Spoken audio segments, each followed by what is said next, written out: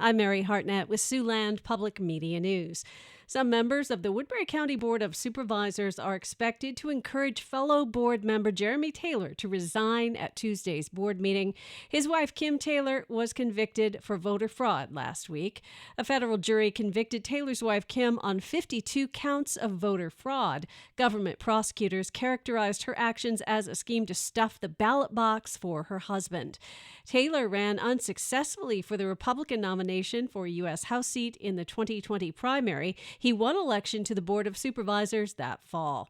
Board President Matthew Ong and board members Dan Bittinger and Mark Nelson have released statements calling for Taylor's resignation.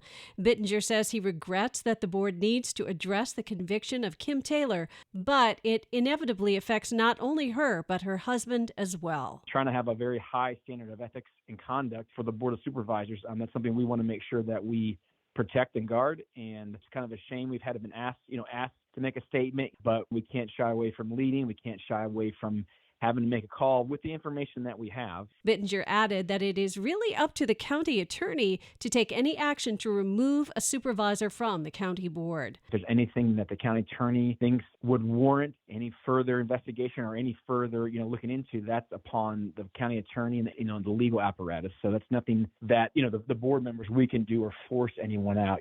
Supervisor Keith Radig has yet to comment on Taylor's status on the board.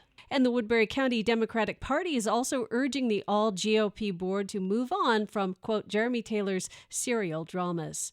Most of the state is moving into its 178th consecutive week of drought. 84% of Iowa is at some level of drought condition. Over the weekend, the state got just under 2 inches of snowfall, mainly in south central and eastern Iowa. Climatologist Justin Glisson says despite that, soil profiles are nearly depleted after a long drought, and that could spell trouble for row crop yields next season. Glisson adds that we need precipitation, but there's not a widespread chance of that in the near term.